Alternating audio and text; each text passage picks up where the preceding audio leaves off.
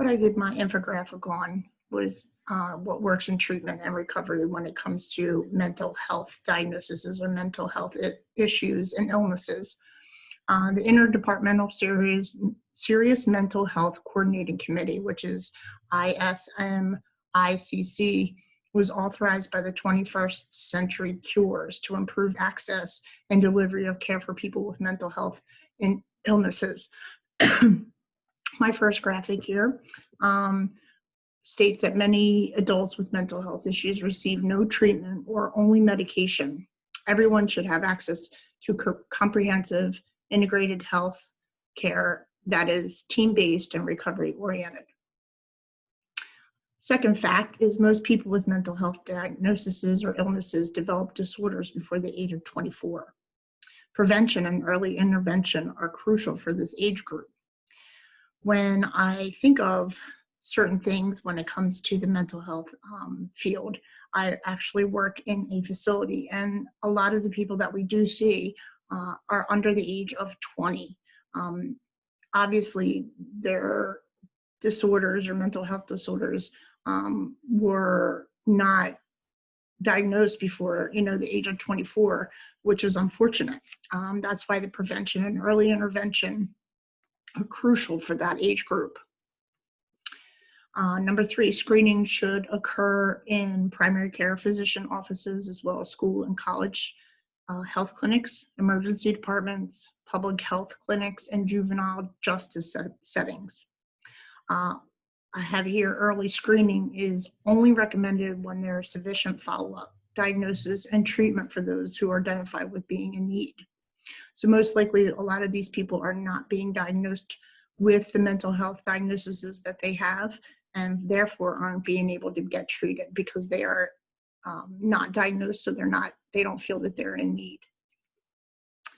Number 4, coordinated special care should be available nationwide for youth and adults experience first episode psychosis.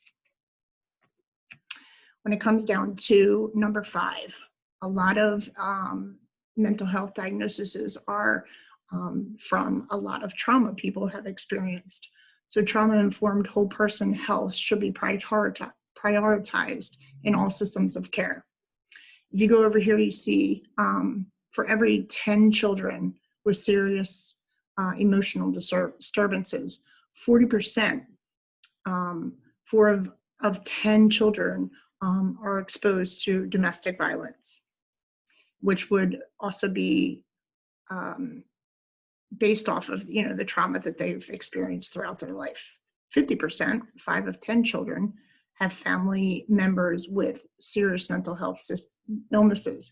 So that is another trauma that they are experiencing. Over here on the graph, it says number 6, implement effective systems of care for youth. It shows over 60% of children are diagnosed with ADHD. About 45% are diagnosed with behavioral issues or behavioral illnesses. About 42% have emotional. About the same, a little less, maybe 38% have mood disorders, and about 20 or 15 to 20 are diagnosed with anxiety disorders.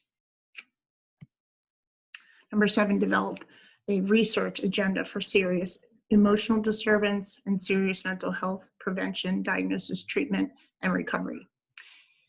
What I have over here is being able to increase the funding for mental health research. I think that, we've come a long way when it comes to mental health research, but I definitely think that I definitely feel that it needs more funding and more research to be able to help these children and adults that are diagnosed with mental health issues. The last one is mental and substance abuse and general health problems and illnesses are frequently intertwined. Like I said earlier, I work in a drug and alcohol field, which is also a behavioral health, and we see extreme amount of patients who have both mental health and substance abuse, as they feel that it kind of goes hand in hand. A lot of patients who deal, or a lot of individuals that deal with, have a lot of mental health diagnoses, turn to drugs and alcohol to treat their symptoms rather than be able to take the appropriate medication to deal with their mental health diagnoses. Over here it says 1 in 6 adults with severe mental illnesses misused opiates in the past year. Again, they're going along with trying to treat their symptoms with some type of substance. And 2.6 million adults with substance abuse disorders and mental health kind of go hand in hand.